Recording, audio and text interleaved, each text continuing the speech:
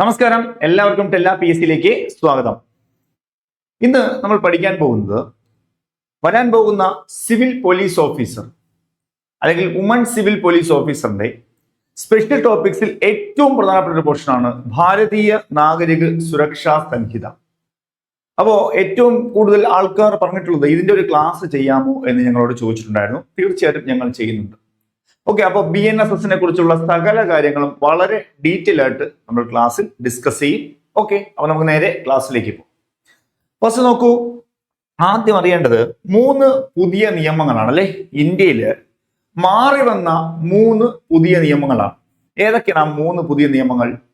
അതിലൊന്ന് BNS നമുക്ക് എടുക്കാം. ഏതാണ് BNS? IPC, Indian penal code 1860 പകരം വന്ന നിയമമാണ് ഭാരതീയ ന്യായ സംഹിത. അതുപോലെ CRPC, ക്രിമിനൽ പ്രൊസീജിയർ കോഡ് 1973 പകരമായി വന്ന നിയമമാണ് ഭാരതീയ നാഗരിക സുരക്ഷാ സംഹിത, അതും 2023.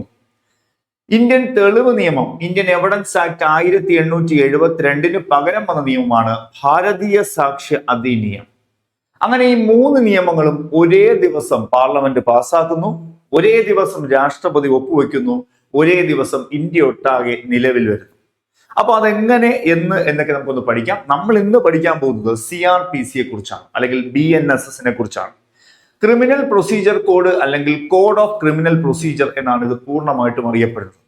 നമ്മുടെ മറ്റ് നിയമങ്ങളിലെ ഏതൊരു നിയമം ആയിക്കോട്ടെ, BNS ആയിക്കോട്ടെ, അതുപോലെ KP ആക്ട് ആയിക്കോട്ടെ, IT ആക്ട് ആയിക്കോട്ടെ, എന്തോ ആയിക്കോട്ടെ, പോക്സോ ആയിക്കോട്ടെ, ഏത് നിയമമായാലും ഒരു വ്യക്തി അറസ്റ്റ് ചെയ്ത് കഴിഞ്ഞാൽ അല്ലെങ്കിൽ ഒരു കേസ് രജിസ്റ്റർ ചെയ്ത് കഴിഞ്ഞതിന് ശേഷം ആ പരാതി മുതൽ, അയാളുടെ അറസ്റ്റ് മുതൽ, സമൻസും വാറണ്ട് മുതൽ അയാൾക്ക് ശിക്ഷ വിധിക്കുന്നത് വരെയുള്ള എല്ലാ നടപടിക്രമങ്ങളും പറയുന്നതാണ് BNSS എന്ന് പറയുന്നത്. ഓക്കെ, അപ്പൊ ആ BNSSനെ കുറിച്ചാണ് നമ്മൾ ഇന്ന് ഡിസ്കസ് ചെയ്യാൻ പോകുന്നത്. അതിന്റെ ഓരോ സെക്ഷനും എടുത്ത് നിങ്ങളെ ഇരുത്തി പഠിപ്പിക്കാനാണ് ഞങ്ങൾ ഇറങ്ങിയിരിക്കുന്നത്. ഓക്കെ, അപ്പോ നോക്കൂ, ഫുൾ ഫോം ആദ്യം പഠിച്ചേ. ദി ഭാരതീയ നാഗരിക സുരക്ഷാ സംഹിത 2023 എന്നേ പഠിക്കാവൂ. നിലവിൽ വന്നത് 24-ലാണെങ്കിലും ഇത് പാസ്സാക്കിയ വർഷമാണ് 2023 എന്നറിയുക. ആദ്യം നമുക്ക് നോക്കാം. കോഡ് ഓഫ് ക്രിമിനൽ പ്രൊസീജിയർ അല്ലെ, അറിയാം, CRPC. അതിന് പകരമായി വന്ന നിയമമാണ് ഭാരതീയ നാഗരിക സുരക്ഷാ സംഹിത. സെറ്റ് അല്ലേ? അപ്പൊ കോഡ് ഓഫ് ക്രിമിനൽ പ്രൊസീജിയറിന് പകരമായി വന്ന നിയമമാണ് ഭാരതീയ നാഗരിക സുരക്ഷാ സംഹിത. ഈ ബില്ല് ലോക്സഭയിൽ അവതരിപ്പിച്ചത് ആരാണ് എന്ന് ചോദിച്ചാൽ അമിത് ഷായാണ്. അപ്പോ നമ്മുടെ ആരാണ്? ആഭ്യന്തര വകുപ്പ് മന്ത്രി അമിത് ഷായാണ് ഈ ബില്ല് അവതരിപ്പിക്കുന്നത്. എന്ന് അവതരിപ്പിച്ചു എന്ന് ചോദിച്ചാൽ 2023 ഓഗസ്റ്റ് 11 അവതരിപ്പിച്ചു. 2023 ഓഗസ്റ്റ് 11 എന്ന തീയതിയിൽ അവതരിപ്പിച്ചു. സെറ്റ് ആണല്ലോ? സെറ്റ്. അത് നോക്കൂ, ആദ്യ ബില്ലിന് പാസ്സാക്കുന്നതിൽ പോരായ്മ കണ്ടെത്തിയതുകൊണ്ട് തന്നെ ആ ബില്ല് റദ്ദാക്കേണ്ടി വന്നു. എന്ന് റദ്ദാക്കി? അപ്പോൾ ആദ്യ ബില്ല് പിൻവലിച്ചത് 2023 ഡിസംബർ 12 അറിയുക. ആദ്യ ബില്ല് പിൻവലിച്ചത് 2023 ഡിസംബർ 12. പക്ഷേ പുതുക്കിയ ബില്ലും അന്ന് തന്നെ അവതരിപ്പിച്ചു. കണ്ടോ, പുതുക്കിയ ബില്ല് അന്ന് തന്നെ അവതരിപ്പിക്കുകയും ചെയ്തു. അപ്പോൾ പാസ്സാക്കിയത് എന്ന് നമുക്ക് പഠിക്കാം. അതിനു മുമ്പ് ലോക്സഭയിൽ അവതരിപ്പിച്ചത് 2023 ഓഗസ്റ്റ് 11, അത് ഡിസംബർ 12 റദ്ദാക്കുകയും പുതുക്കിയ രണ്ടാമത്തെ ബില്ല് വീണ്ടും അന്നേ ദിവസം തന്നെ അവതരിപ്പിക്കുകയും ചെയ്തു. ക്ലിയർ? അടുത്ത് നോക്കൂ, 2023 ഡിസംബർ 20 ഇത് ലോക്സഭ പാസ്സാക്കി. അപ്പൊ ഈ നിയമം 2023 ഡിസംബർ 20 നോക്കൂ, ഡിസംബർ 20 ഈ നിയമം എന്ത് ചെയ്തു? ലോക്സഭ പാസ്സാക്കി. അതുപോലെ ഡിസംബർ 21 രാജ്യസഭ പാസ്സാക്കി. ഡിസംബർ 25 ഒരു ക്രിസ്മസ് ദിനത്തിൽ ബഹുമാനപ്പെട്ട രാഷ്ട്രപതി ദ്രൗപദി മുർമു അതിൽ ഒപ്പുവെക്കുന്നു. ക്ലിയർ ആണേ? അപ്പോൾ ഡിസംബർ 20 ലോക്സഭ പാസ്സാക്കുന്നു, ഡിസംബർ 21 രാജ്യസഭ പാസ്സാക്കുന്നു, ഡിസംബർ 25 രാഷ്ട്രപതിയുടെ അംഗീകാരവും ലഭിച്ചു. ഒപ്പിട്ട രാഷ്ട്രപതി ദ്രൗപദി മുർമു. അങ്ങനെ ഈ 3 നിയമങ്ങളും ഒരേ ദിവസം പാസ്സാക്കുന്നു, ഒരേ ദിവസം നിലവിൽ വരുന്നു. ആ ദിവസമാണ് 2024 ജൂലൈ 1. എന്നാണ്? 2024 ജൂലൈ 1 നിലവിൽ വരുന്നു. ക്ലിയർ ആണല്ലോ? 2024 ജൂലൈ 1. ഓക്കെ, ഒപ്പുവെച്ച രാഷ്ട്രപതി ആണെന്നറിയാം, ദ്രൗപദി മുർമു എന്നറിയാം. ഇനി നമ്മൾ നേരെ പോകുന്നു സെക്ഷൻ, അതിന്റെ ഘടനകൾ. അപ്പൊ ഘടനയിൽ ആദ്യം പഠിക്കുന്നു ചാപ്റ്ററുകൾ എത്ര എണ്ണം അല്ലെങ്കിൽ അധ്യായങ്ങൾ എത്ര എണ്ണം 39. ഇത് CRPC ആയിരുന്ന സമയത്ത് 37 അധ്യായമായിരുന്നു. ഇപ്പോൾ 2 അധ്യായം കൂടെ കൂടിയിട്ടുണ്ട്, 39 ചാപ്റ്റർ ഉണ്ട്. വകുപ്പുകൾ CRPC ആയിരുന്നപ്പോൾ 484 ആയിരുന്നത് ഇപ്പോൾ 531 വകുപ്പുകളായിട്ടുണ്ട്. 531 വകുപ്പുകൾ. അതുപോലെ ഷെഡ്യൂൾ അല്ലെങ്കിൽ പട്ടിക എന്ന് പറഞ്ഞാൽ 2 പട്ടികകൾ. എത്രയാണ്? 2 ഷെഡ്യൂൾ. അപ്പോൾ ഒരു ചോദ്യം പറഞ്ഞു, ഈ ഷെഡ്യൂൾ എന്താണ്? ഷെഡ്യൂളിനെ കുറിച്ച് നമുക്ക് പഠിക്കേണ്ടതായിട്ടുണ്ട്. ഷെഡ്യൂൾ എന്ന് പറഞ്ഞാൽ നമ്മൾ 2 പട്ടികയിൽ 1-ാം പട്ടികയാണ് ഒരു കേസ് കൊഗ്നൈസബിൾ ആണോ നോൺ കൊഗ്നൈസബിൾ ആണോ തീരുമാനിക്കുന്നതും ബെയിലബിൾ ആണോ നോൺ ബെയിലബിൾ ആണോ എന്നൊക്കെ തീരുമാനിക്കുന്നത് 1-ാം പട്ടികയും. അതിൽ 2-ാം പട്ടികയാണ് എന്ത് ചെയ്യുന്നത്? ഫോമുകളെ കുറിച്ചും പറയുന്നത്. ഫോംസ് എന്നാൽ ഡീറ്റെയിൽ ആയിട്ട് നമുക്ക് സമൻസ്, വാറണ്ട് തുടങ്ങിയവയുടെ മാതൃകകളാണ് ഫോംസ് എന്ന് പറയുന്നത്. ഓക്കെ, അപ്പോൾ നമ്മൾ 1-ാം പട്ടികയും 2-ാം പട്ടികയും തീരുമാനിക്കും, അല്ലെങ്കിൽ 1-ാം പട്ടിക തീരുമാനിക്കും ഒരു കേസ് ബെയിലബിൾ ആണോ നോൺ ബെയിലബിൾ ആണോ, ഒരാൾക്ക് ജാമ്യം കൊടുക്കാൻ സാധിക്കുമോ കൊടുക്കാൻ സാധിക്കില്ലയോ. അതുപോലെ ഒരു കൊഗ്നൈസബിൾ ആണ്, വാറണ്ട് ഇല്ലാതെ അറസ്റ്റ് ചെയ്യാൻ സാധിക്കുന്ന കേസുകളെയാണ് കൊഗ്നൈസബിൾ. വാറണ്ടോടുകൂടി അറസ്റ്റ് ചെയ്യാൻ പറ്റുന്ന കേസുകളാണ് നോൺ കൊഗ്നൈസബിൾ. ഈ 2 കാര്യവും പറയുന്നത് എവിടെയാണ്? 1-ാം പട്ടികയിലാണ്. അത് ക്ലിയർ ആയിട്ട് മനസ്സിലായല്ലോ? ക്ലിയർ. അപ്പൊ പട്ടികയുടെ പ്രാധാന്യം നിങ്ങൾക്ക് മനസ്സിലായി. അപ്പൊ അവിടെ സ്റ്റേറ്റ്മെന്റ് ആയിട്ട് ഒരു ചോദ്യം വരും, പട്ടികയെ കുറിച്ച് വന്നാൽ ക്ലിയർ ആയിട്ട് മനസ്സിലാക്കണം. ഓക്കെ, അപ്പൊ അത് നോക്കുക. അടുത്ത് നമ്മൾ നേരെ ഡെഫിനിഷൻസിലേക്ക് വരികയാണ്. നിർവചനങ്ങൾ. അപ്പൊ കുറച്ച് ടേംസ് നമുക്ക് പഠിക്കേണ്ടതായിട്ടുണ്ട്. നിർവചനങ്ങളെ പറ്റി പറയുന്ന വകുപ്പ് ചോദിച്ചാൽ 2-ാമത്തെ വകുപ്പ് എന്നറിയുക. അപ്പൊ നിർവചനങ്ങളെ പറ്റി ചോദിച്ചാൽ എത്രയാണ്? 2-ാമത്തെ വകുപ്പ്. മനസ്സിലായല്ലോ? അതിനകത്ത് ഓരോ സബ്സെക്ഷൻസ് നമുക്ക് പഠിക്കാനുണ്ട് കുട്ടികളെ. നോക്കൂ, അപ്പൊ ഈ നിർവചനങ്ങളില് നോക്കൂ, അവിടെ പറയുന്നത് സന്ദർഭം മറ്റു പ്രകാരത്തിൽ, അവിടെ കിടക്കുന്നതെല്ലാം കണ്ട് നിങ്ങൾ ടെൻഷൻ അടിക്കണ്ട. നമുക്ക് ആദ്യം നോക്കൂ എ. അപ്പൊ ടു ക്ലോസ് യഥാർത്ഥത്തിൽ 2-നകത്തെ 1 എന്ന് പറയും. സബ്സെക്ഷൻ 1-നകത്ത് എ എന്നാണ് പറയുന്നത്. ഓക്കെ, അപ്പൊ ഇവിടെ നോക്കൂ, 2 ക്ലോസ് 1 ക്ലോസ് എ എന്ന് പറഞ്ഞാൽ ശ്രവ്യ ദൃശ്യ ഇലക്ട്രോണിക് മാർഗം എന്നാണ്. ശ്രവ്യ ദൃശ്യം, ശ്രവ്യം കേൾക്കുക, കാണുക, അല്ലെ? ഓഡിയോ വീഡിയോ ഇലക്ട്രോണിക് മീൻസ് എന്നാണ്. ഈ BNSSല് ഈ പറയുന്ന ഓഡിയോ വീഡിയോക്ക് എന്ത് കാര്യം എന്ന് ചോദിച്ചാൽ, BNSSന് ഓഡിയോ വീഡിയോക്ക് എന്ത് കാര്യം എന്ന് ചോദിച്ചാൽ നമ്മൾ നോക്കൂ എന്നതിൽ വീഡിയോ കോൺഫറൻസിങ്ങിനായിട്ട് ഉപയോഗിച്ചൂടെ? നമുക്ക് കോടതിയുടെ വീഡിയോ കോൺഫറൻസിനായിട്ട് ഈ ഓഡിയോ ആവശ്യമില്ലേ? ഓഡിയോ വീഡിയോ സംവിധാനം ആവശ്യമില്ലേ? ഉണ്ട്. അതുപോലെ തിരിച്ചറിയൽ പ്രക്രിയയ്ക്ക് ആവശ്യമില്ലേ? ഉണ്ട്. അതുപോലെ ശോധന എന്ന് പറഞ്ഞാൽ ഇവിടത്തെ ശോധന എന്ന് ഉദ്ദേശിക്കുന്നത് പരിശോധന എന്നാണ് കേട്ടോ. പരിശോധനയുടെ ആവശ്യത്തിനുണ്ട്. അതുപോലെ പിടിച്ചെടുക്കൽ അല്ലെങ്കിൽ തെളിവ് എന്നിവ. പിടിച്ചെടുക്കൽ, സീസ് ചെയ്യുക. ഏതെങ്കിലും വസ്തുക്കൾ പിടിച്ചെടുക്കുമ്പോൾ നമ്മൾ വീഡിയോയിൽ ചിത്രീകരിക്കാറില്ലേ? അത് ചിത്രീകരിക്കാറുണ്ട്. അതുപോലെ തന്നെ തെളിവ് എന്നിവയുടെ ആവശ്യത്തിനായിട്ട് നമ്മൾ റെക്കോർഡ് ചെയ്യൽ, അതുപോലെ ഇലക്ട്രോണിക് ആശയവിനിമയം കൈമാറ്റം ചെയ്യൽ, അല്ലെ? മെസ്സേജ് അയക്കുക, മെയിൽ അയക്കുക, അതുപോലെ എന്നിവയ്ക്കായും, കൂടാതെ സർക്കാർ ചട്ടങ്ങളാൽ മറ്റ് ആവശ്യങ്ങൾക്കായും മറ്റു മാർഗത്തിലും നൽകിയിരിക്കുന്നത് ഏതെങ്കിലും ആശയവിനിമയ ഉപകരണം ഉപയോഗിക്കുന്നതും ഉൾപ്പെടുന്നു. നമ്മളെ വയർലെസ് സെറ്റുകൾ, ടെലികമ്മ്യൂണിക്കേഷൻ, സൈബർ വിങ്ങുകൾ, ഇതെല്ലാം എന്തിന്റെ പ്രക്രിയയിലാണ്? ഓഡിയോ വീഡിയോ അല്ലേ? അപ്പൊ ഇപ്പോഴത്തെ സാഹചര്യത്തിൽ ഓഡിയോ വീഡിയോയ്ക്ക് അത്രത്തോളം പ്രാധാന്യമില്ലേ? പഴയ CRPC കാലം, പണ്ടത്തെ കാലത്തുള്ള പോലെ ഒരു CCTV ദൃശ്യം മതി നമുക്ക് ഒരാളിനെ തെളിയിക്കാൻ. അപ്പൊ ഇതെല്ലാം നമുക്ക്, അതല്ലേ? CCTV വരുന്നുണ്ട്, ടെക്നിക്കൽ ആയിട്ടുള്ള ഫോൺ റെക്കോർഡിംഗ് വരുന്നുണ്ട്, തുടങ്ങിയവയെല്ലാം എന്താണ്? ഓഡിയോ വീഡിയോ ഇലക്ട്രോണിക് മീൻസ് ആണ്. അപ്പൊ 2 ക്ലോസ് 1 ക്ലോസ് എ എന്ന് പറഞ്ഞാൽ എന്താണ്? Audio video electronic means. Clear ആയിട്ട് മനസ്സിലായല്ലോ? ക്ലിയർ. അടുത്ത ശ്രദ്ധിക്കുക, വളരെ ഇമ്പോർട്ടന്റ് ആയിട്ട് സെക്ഷൻ ആണ്. 2 ക്ലോസ് 1 ക്ലോസ് സി എന്ന് പഠിക്കുക. 2 ക്ലോസ് 1 ക്ലോസ് സി എന്നിട്ട് ഞാൻ ഈ അണ്ടർലൈൻ ചെയ്തത് ഒന്ന് ശ്രദ്ധിക്കണം. ആദ്യം ഇവിടെ പറഞ്ഞ എന്താണ്? ജാമ്യം അനുവദിക്കേണ്ട കുറ്റം എന്ന് പറയുന്നുണ്ട്. ഇവിടെ പറയുന്നുണ്ട് ജാമ്യം അനുവദിക്കേണ്ടതല്ലാത്ത കുറ്റം. അപ്പോൾ ബെയിലബിളും ഉണ്ട്, നോൺ ബെയിലബിളും ഉണ്ട് എന്നാണ് അറിയേണ്ടത്. അപ്പൊ ഇതെന്താണ്? ജാമ്യം അനുവദിക്കേണ്ടതല്ലേ? ബെയിലബിൾ ആണല്ലോ. ഇതെന്താണ്? നോൺ ബെയിലബിൾ അല്ലേ? Non bailable. ഒരു കേസിൽ ജാമ്യം കൊടുക്കണമോ കൊടുക്കണ്ടയോ എന്ന് തീരുമാനിക്കുന്നത് ആര്? നിങ്ങളുടെ ഉത്തരം പലതുമായിരിക്കും. മജിസ്ട്രേറ്റ് എന്നോ കോടതി എന്നൊക്കെ പറയുന്നത്. പക്ഷേ അവിടെ നമ്മൾ നേരത്തെ ഒരാളെ പഠിച്ചു, 2 പട്ടിക പഠിച്ച ഓർമ്മയുണ്ടോ? ആ പട്ടികയിൽ 1-ാം പട്ടികയിൽ പറഞ്ഞിട്ടുണ്ട് ഒരു കേസ് ബെയിലബിൾ ആണോ നോൺ ബെയിലബിൾ ആണോ. ക്ലിയർ അല്ലേ? അപ്പൊ അവിടെ നോക്കൂ, എന്നാൽ ജാമ്യം അനുവദിക്കേണ്ടതായി ഒന്നാം പട്ടികയിൽ. കണ്ടോ? അപ്പൊ ജാമ്യം അനുവദിക്കാമെന്ന് എവിടെ പറഞ്ഞിട്ടുണ്ട്? ഒന്നാം പട്ടികയിൽ കാണിച്ചിരിക്കുന്ന കേസാകാം, അല്ലെങ്കിൽ തത്സമയം പ്രാബല്യത്തിലുള്ള മറ്റേതെങ്കിലും നിയമപ്രകാരം ജാമ്യം അനുവദിക്കേണ്ടതായി പറയുന്ന കേസും ആകാം. ഒന്നുകിൽ BNSSലെ പട്ടിക 1 പറഞ്ഞിട്ടുണ്ട് ബെയിലബിൾ ഒഫൻസ് ആണെന്ന്, ആ സെക്ഷന് നേരെ എന്ത് എഴുതാം? ബെയിലബിൾ ഒഫൻസ് എന്ന് എഴുതിയിട്ടുണ്ടാവും. അത് ഒരു കോടതിക്കോ ആർക്കും മാറ്റാൻ പറ്റില്ല. അല്ല എങ്കിൽ പറഞ്ഞത് മറ്റേതെങ്കിലും നിലവിലെ നിയമപ്രകാരവും ജാമ്യം അനുവദിക്കാം എന്ന് പറഞ്ഞിട്ടുണ്ടെങ്കിൽ അതാണ് ബെയിലബിൾ ഒഫൻസ്. എന്നാൽ ഇതിന് നേരെ വിപരീതമായതിനെയാണ് എന്ത് പറയുന്നത്?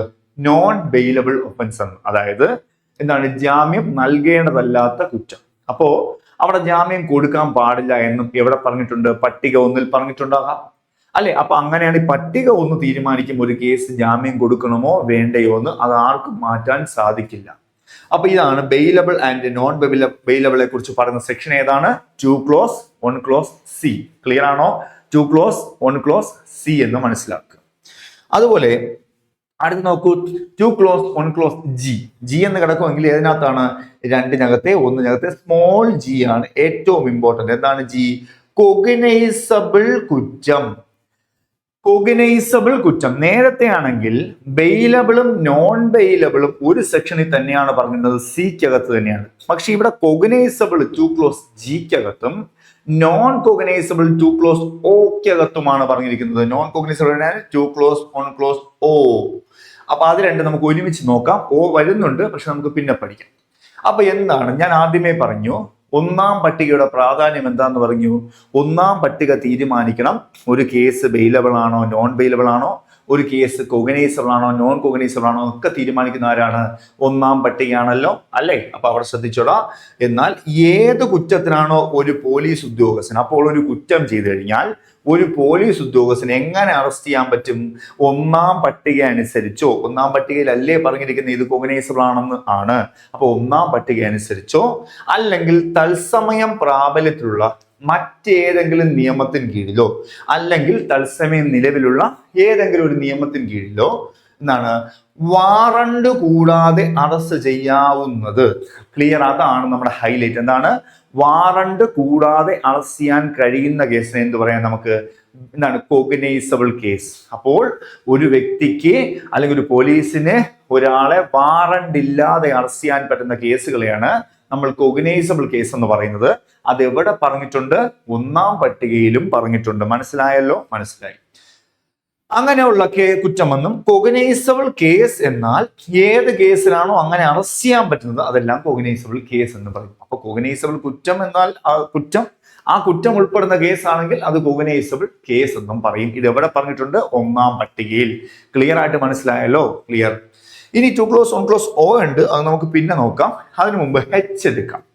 H എന്ന് പറഞ്ഞാൽ പരാതി അല്ലെങ്കിൽ എന്താണ്? കംപ്ലൈന്റ് എന്ന് പറയാം. പരാതി അല്ലെങ്കിൽ കംപ്ലൈന്റ് 2 clause 1 clause Hലാണ് പരാതി അല്ലെങ്കിൽ കംപ്ലൈന്റ്. ശ്രദ്ധിച്ചേ, ഈ പരാതിക്ക് നമ്മൾ പരാതി കൊടുക്കുന്ന സാധാരണ പോലീസിനാണ്, പോലീസ് സ്റ്റേഷനിലാണ് ആണല്ലോ ആണ്. പക്ഷേ ഇവിടെ പറയുന്നത് ഒരു മജിസ്ട്രേറ്റ് ഈ സംഹിതയിൻ കീഴിൽ നടപടി എടുക്കണമെന്ന ലക്ഷ്യത്തോടെ. അപ്പൊ ഫസ്റ്റ് ശ്രദ്ധിക്കേണ്ട പോയിന്റ്, ഒരു മജിസ്ട്രേറ്റ് നടപടി എടുക്കണമെന്ന ലക്ഷ്യത്തോടെ ആയിരിക്കുമല്ലോ നമ്മൾ പരാതി കൊടുക്കുന്നത്. ഇതിന്റെ റിസൾട്ട് തരേണ്ടത് മജിസ്ട്രേറ്റ് ആണല്ലോ. നമ്മൾ പരിഹാരം കാണേണ്ടത് പോലീസ് അല്ല. ആരാണ്? മജിസ്ട്രേറ്റ് ആണ്. അപ്പോൾ നമ്മൾ പരാതി എന്ന് പറയുമ്പോൾ ആരെ സൂചിപ്പിക്കണം? മജിസ്ട്രേറ്റിനെ സൂചിപ്പിക്കാവൂ. കാരണം നമ്മൾ പോലീസിലൂടെ കൊടുക്കുന്ന പരാതി ആരുടെ അടുത്തേ എത്തുള്ളൂ? മജിസ്ട്രേറ്റിന്റെ അടുത്തേ എത്തുള്ളൂ എന്നറിയുക. അപ്പോ പരാതി എന്നാൽ ഒരു മജിസ്ട്രേറ്റ് ഈ സംഹിത, ഏത് സംഹിത? BNSS അല്ലെ കീഴിൽ നടപടി എടുക്കണമെന്ന ലക്ഷ്യത്തോട്. അപ്പൊ അദ്ദേഹം നടപടി എടുക്കണം എന്ന ലക്ഷ്യത്തോട് അദ്ദേഹത്തോട് നമ്മൾ പറയുകയാണ്, എന്നോട് അറിയുന്നവനോ അറിയാത്തവനോ ആയ ഏതോ ഒരാൾ, നമുക്കറിയില്ല. അപ്പൊ നമ്മുടെ മാല പൊട്ടിച്ചുകൊണ്ട് ഒരാൾ പോയി. ചിലപ്പോൾ അറിയാവുന്ന വ്യക്തി ആയിരിക്കാം, ചിലപ്പോൾ അറിയാത്ത വ്യക്തി ആയിരിക്കാം. അതാണ് ഇവിടെ പറയുന്നത്. അറിയപ്പെടുന്നവനോ അറിയപ്പെടാത്തവനോ ആയ ഏതോ ആൾ, അറിയപ്പെടുന്നവനോ അറിയപ്പെടാത്തവനോ ആയ ഏതോ ആൾ എന്ത് ചെയ്തിരിക്കുന്നു? ഒരു കുറ്റം ചെയ്തിരിക്കുന്നുവെന്ന് വാക്കാലോ ലിഖിതമായോ ചെയ്യുന്ന ഏതെങ്കിലും ആരോപണം. അപ്പൊ പരാതി എന്നാൽ ഒരു ആരോപണമായിക്കൂടെ എന്ന് സ്റ്റേറ്റ്മെന്റ് വരും. ശരിയല്ലേ? പരാതിയെല്ലാം സത്യമാകണമെന്നുണ്ടോ? ഇല്ല. അപ്പൊ അതൊരു ആരോപണമാണ്. എന്താണ്? ഒരു മജിസ്ട്രേറ്റിനോട് നമ്മൾ വാക്കാലോ ലിഖിതമായോ, വാക്കാൽ പറയാം, എഴുതി കൊടുക്കാം. എന്താണ്? അറിയപ്പെടുന്നവനോ അറിയപ്പെടാത്തവനോ ആയ ഏതോ ഒരാൾ എന്ത് ചെയ്തു എന്ന്, എന്നോട് ഇത് ചെയ്തു എന്ന് കൊടുക്കുന്ന ആരോപണമാണ്. അതിൽ പോലീസ് റിപ്പോർട്ട് ഉൾപ്പെടുന്നതല്ലാത്തതുമാകുന്നു. പോലീസിന് നമ്മൾ കൊടുത്ത പരാതി പോലീസ് റിപ്പോർട്ടാക്കി മജിസ്ട്രേറ്റിന് സമർപ്പിക്കും. അത് പരാതിയല്ല. നമ്മൾ കൊടുക്കുന്നതാണ് പരാതി, പോലീസ് കൊടുക്കുന്നത് പരാതിയല്ല. പോലീസ് കൊടുക്കുന്നത് റിപ്പോർട്ടാണ്. പക്ഷേ ഒരു പോയിന്റ് ഉണ്ട്, ഞാൻ പറയുന്നത് ശ്രദ്ധിച്ച് കേൾക്കണം. കൊഗ്നൈസബിൾ കേസ് എന്ന് പറഞ്ഞാൽ എന്താണ്? പോലീസിന് വാറണ്ട് ഇല്ലാതെ അറസ്റ്റ് ചെയ്യാം. അപ്പൊ ആ കേസിലാണ് ഇതാ പറയുന്നത്. ഇനി ഒരു നോൺ കൊഗ്നൈസബിൾ കേസ് ആണെങ്കിൽ പോലീസിന് വാറണ്ട് വേണമല്ലോ, വേണം. അപ്പോൾ വാറണ്ട് വേണമെങ്കിൽ പോലീസ് മജിസ്ട്രേറ്റിനോട് റിക്വസ്റ്റ് ചോദിക്കേണ്ടേ? റിക്വസ്റ്റ് ചോദിക്കണം. അപ്പൊ ആ റിക്വസ്റ്റ് വരുമ്പോൾ അവിടെ അത് പോലീസ് റിപ്പോർട്ട് പരാതിയായി വരും. അപ്പൊ നോൺ കൊഗ്നൈസബിൾ കേസില് പോലീസ് മജിസ്ട്രേറ്റിനോട് വാറണ്ട് തരാനായിട്ട് റിക്വസ്റ്റ് ചോദിക്കും. ആ റിക്വസ്റ്റ് ചോദിക്കുന്നത് കൊണ്ട് തന്നെ പോലീസിന്റെ റിപ്പോർട്ട് അവിടെ എന്തായിട്ട് വരും? പരാതിയായി പരിഗണിക്കാം. ക്ലിയർ ആണോ? ഇവിടെ ശ്രദ്ധിക്കൂ, വിശദീകരണം. അന്വേഷണത്തിന് ശേഷം നമ്മൾ അന്വേഷണമൊക്കെ കഴിഞ്ഞു. അതിനുശേഷം കൊഗ്നൈസബിൾ അല്ലാത്ത ഒരു കുറ്റം ചെയ്യപ്പെട്ടതായി വെളിപ്പെടുന്ന ഒരു കേസ്. അപ്പൊ ഇയാൾ തന്ന പരാതിയൊക്കെ അന്വേഷിച്ചപ്പോൾ അത് കൊഗ്നൈസബിൾ അല്ലാത്ത കുറ്റമായിട്ട് കിട്ടി. അങ്ങനെയാണെങ്കിൽ ഒരു പോലീസ് ഉദ്യോഗസ്ഥൻ ചെയ്യുന്ന റിപ്പോർട്ട് പരാതിയായി കരുതപ്പെടും. ശ്രദ്ധിച്ചോ, സ്റ്റേറ്റ്മെന്റ് ആയിട്ട് വരാൻ പറ്റിയ ഒരു പോയിന്റ് ആണിത്. എന്താണ്? 2(h) പരാതിയാണ്. പക്ഷെ കൊഗ്നൈസബിൾ കേസിൽ പോലീസ് കൊടുക്കുന്ന റിപ്പോർട്ട് പരാതിയല്ല. പക്ഷെ നോൺ കൊഗ്നൈസബിൾ കേസിൽ പോലീസ് നൽകുന്ന റിപ്പോർട്ട് എന്തായിട്ട് പരിഗണിക്കണം? പരാതിയായിട്ട് പരിഗണിക്കണമെന്ന് മനസ്സിലാക്കണം. അങ്ങനെ റിപ്പോർട്ട് ചെയ്യുന്ന പോലീസ് ഉദ്യോഗസ്ഥൻ പരാതിക്കാരനായി കരുതപ്പെടും. കണ്ടോ? ക്ലിയർ ആണ്. അപ്പൊ എപ്പോഴാണ് ഒരു പോലീസ് ഉദ്യോഗസ്ഥനെ പരാതിക്കാരനായി കരുതപ്പെടുന്നതെന്ന് ചോദിച്ചാൽ എപ്പോഴാണ്? അയാൾ നൽകുന്ന റിപ്പോർട്ട് നോൺ കൊഗ്നൈസബിൾ കേസിന്റെ പരാതിയാണെങ്കിൽ, നോൺ കൊഗ്നൈസബിൾ കേസ് ആണെങ്കിൽ അയാൾ നൽകുന്ന പരാതിയെ, അയാൾ നൽകുന്ന റിപ്പോർട്ടിനെ എന്തായിട്ട് സ്വീകരിക്കും? പരാതിയായി സ്വീകരിക്കും. ക്ലിയർ? അപ്പോൾ 2(h) പരാതി അല്ലെങ്കിൽ കംപ്ലൈന്റ്. ഇനി വളരെ പ്രധാനപ്പെട്ട 2 പോയിന്റ് ആണ്. അന്വേഷണ വിചാരണയും അന്വേഷണവും തമ്മിലുള്ള വ്യത്യാസം എന്ത്? 2(1)k BNSSലെ 2(1)k എന്ന് പറഞ്ഞാൽ അന്വേഷണ വിചാരണ, 2(1)l എന്ന് പറഞ്ഞാൽ അന്വേഷണം. ഈ അന്വേഷണ വിചാരണ നടത്തുന്നത് കോടതി അല്ലെങ്കിൽ മജിസ്ട്രേറ്റ് ആണ്. അപ്പൊ K ഫോർ കോടതി എന്ന് ഓർമ്മിക്കാം. 2(L) ഫോർ L അന്വേഷണം നടത്തുന്നത് പോലീസോ കോടതി നിയോഗിക്കുന്ന വ്യക്തിയാവും. പോലീസിന്റെ കയ്യിലിരിക്കുന്ന സാധനമാണ് ലത്തി എന്നറിയുക. അപ്പൊ L ഫോർ ലത്തി, ലാത്തി അല്ല ലത്തി എന്നാണ്. Okay, clear? അപ്പോ അന്വേഷണ വിചാരണ എന്ന് പറഞ്ഞാൽ അതിന്റെ ഇംഗ്ലീഷ് നമുക്കറിയാം. എന്താണ്? ഇൻക്വയറി എന്നറിയണം. എന്താണ്? ഇൻക്വയറി. എൻക്വയറി അല്ല, ഇൻക്വയറി. അന്വേഷണം എന്ന് പറഞ്ഞാൽ അത് ഇൻവെസ്റ്റിഗേഷൻ എന്ന് പറയുന്നതാണ്. ഇൻവെസ്റ്റിഗേഷൻ. അപ്പൊ ഇൻക്വയറിയും ഇൻവെസ്റ്റിഗേഷനും തമ്മിലുള്ള വ്യത്യാസം എന്ത് എന്ന് ചോദിച്ചാൽ, ഈ സംഹിതയിൻ കീഴിൽ മജിസ്ട്രേറ്റോ കോടതിയോ നടത്തുന്നതും വിചാരണയല്ലാത്തതുമായ ഏതൊരു അന്വേഷണ വിചാരണയുമാണ് അന്വേഷണ വിചാരണ. വിചാരണ അല്ല. വിചാരണ എന്ന് പറഞ്ഞാൽ എന്താണ്? ഈ കോടതി എല്ലാരെയും പ്രതിയെയും ബാധിയൊക്കെ പിടിച്ച് വാദം നടക്കില്ല, അത് വിചാരണ സമയം. അതല്ലാതെ കോടതി മാറ്റി വെച്ചതിന് ശേഷം അന്വേഷണം നടത്തും. ഓരോ കേസും അടുത്ത മാസത്തേക്ക് മാറ്റി വെച്ചിരിക്കുന്നു, അങ്ങനെ പറഞ്ഞതിന് ശേഷം അവിടെ നടത്തുന്ന ഒരു അന്വേഷണമുണ്ട്, കോടതിയുടേതായിട്ടുള്ള അന്വേഷണം. ആ സമയത്താണ് സമൻസും വാറണ്ടും ഒക്കെ സമൻസ് ഒക്കെ ഇഷ്യൂ ചെയ്ത് കൊടുത്ത ആളെ വരുത്തി കോടതിയുടെ സംശയങ്ങളൊക്കെ കോടതി തീർക്കുന്ന ഒരു സമയമാണ്. ആ പ്രക്രിയയാണ് ഇൻക്വയറി അല്ലെങ്കിൽ അന്വേഷണ വിചാരണ. അത് നടത്തുന്ന ആരാണ്? കോടതി തന്നെയായിരിക്കും. എന്നാൽ ഇൻവെസ്റ്റിഗേഷൻ നടത്തുന്നത് പോലീസ് ആയിരിക്കും. എന്തിനു വേണ്ടിയായിരിക്കും ഇൻവെസ്റ്റിഗേഷൻ നടത്തുന്നത്? കണ്ടോ? എന്നതിൽ പോലീസ് ഉദ്യോഗസ്ഥനോ അല്ലെങ്കിൽ മജിസ്ട്രേറ്റ് അധികാരം നൽകിയിട്ടുള്ള മജിസ്ട്രേറ്റ് അല്ലാത്ത ഏതൊരു വ്യക്തി, മജിസ്ട്രേറ്റ് അല്ലാത്ത ഏതൊരു വ്യക്തിയും ചെയ്യുന്നതാണ് എന്ത്? തെളിവ് ശേഖരണത്തിനായി നടത്തുന്ന പ്രക്രിയയാണ് അന്വേഷണം. അപ്പോൾ അന്വേഷണം എന്ന് പറഞ്ഞാൽ ഒറ്റ വാക്കിൽ പറയാം, തെളിവ് ശേഖരണത്തിനായുള്ള പ്രക്രിയ അന്വേഷണം. ഇത് നടത്തുന്നത് പോലീസാകാം അല്ലെങ്കിൽ കോടതി നിയോഗിക്കുന്ന മറ്റു ഉദ്യോഗസ്ഥരാകാം. എല്ലാം കോടതി തന്നെ ചെയ്യുന്നതിനാണെന്ന് പറയുന്നത് അന്വേഷണ വിചാരണ എന്ന് പറയുന്നത്. ഇത് ഇത്രയും ക്ലിയർ ആയിട്ട് മനസ്സിലായോ കുട്ടികളെ? ക്ലിയർ ആയിട്ട് മനസ്സിലായോ? ആയോ? ഓക്കെ. അപ്പൊ നമ്മൾ 2(1)A പറഞ്ഞു audio video electronic means. 2(1)C for bailable or non bailable case. 2(1)G പറഞ്ഞു കൊഗ്നൈസബിൾ കേസ്. 2(1)H പറഞ്ഞു പരാതി. K പറഞ്ഞു അന്വേഷണ വിചാരണ അല്ലെങ്കിൽ ഇൻക്വയറി. L പറഞ്ഞു അന്വേഷണം അല്ലെങ്കിൽ ഇൻവെസ്റ്റിഗേഷൻ. അടുത്ത ശ്രദ്ധിക്കൂ കുട്ടികളെ, അടുത്ത ശ്രദ്ധിക്കൂ. O ഞാൻ ആദ്യമേ പറഞ്ഞതാണ്. O എന്ന് പറഞ്ഞാൽ എന്താണ്? അത് നോൺ കൊഗ്നൈസബിൾ കുറ്റം. ജി എന്ന് പറഞ്ഞാൽ കൊഗ്നൈസബിൾ കുറ്റമാണെങ്കിൽ ഒ എന്ന് പറഞ്ഞാൽ നോൺ കൊഗ്നൈസബിൾ കുറ്റം എന്നാണ്. എന്താണ് കൊഗ്നൈസബിൾ അല്ലാത്തൊരു കുറ്റം എന്നാൽ ഏത് കുറ്റത്തിനാണോ ഒരു പോലീസ് ഉദ്യോഗസ്ഥന് വാറണ്ട് കൂടാതെ അറസ്റ്റ് ചെയ്യാൻ സാധിക്കുന്നത്, അപ്പൊ ഏത് കുറ്റത്തിനാണോ ഒരു പോലീസ് ഉദ്യോഗസ്ഥന് വാറണ്ട് കൂടാതെ അറസ്റ്റ് ചെയ്യുവാൻ അധികാരമില്ലാത്തത്, അപ്പൊ വാറണ്ട് വേണം, വാറണ്ട് ഇല്ലാതെ അറസ്റ്റ് ചെയ്യാൻ പറ്റില്ല എന്ന കേസാണെങ്കിൽ അത് കൊഗ്നൈസബിൾ അല്ലാത്ത കേസ് എന്ന് പറയും. ക്ലിയർ ആണോ? അപ്പൊ ഇവിടെ വാറണ്ട് നിർബന്ധമായും വേണം, അല്ലാതെ ഒരു വ്യക്തിയെ പിടിക്കാൻ പറ്റില്ല. ഓക്കെ, ഇനി ചില കണ്ടീഷൻസ് ഉണ്ട്. 39-ാം വകുപ്പിൽ ചില കണ്ടീഷൻസ് ഉണ്ട്. വാറണ്ട് ഇല്ലാതെയും നോൺ കൊഗ്നൈസബിൾ കുറ്റം ചെയ്ത വ്യക്തിയെ പിടിക്കാം. എപ്പോൾ? വാറണ്ട് ഇല്ലാതെയും നോൺ കൊഗ്നൈസബിൾ കുറ്റം ചെയ്ത വ്യക്തിയെ അറസ്റ്റ് ചെയ്യാം. എപ്പോൾ എന്ന് ചോദിച്ചാൽ ഈ നോൺ കൊഗ്നൈസബിൾ കുറ്റം ചെയ്ത വ്യക്തിയെ അറസ്റ്റ് ചെയ്യുന്ന സമയത്ത് അയാളുടെ പേരോ ഡീറ്റെയിൽസോ ചോദിക്കും.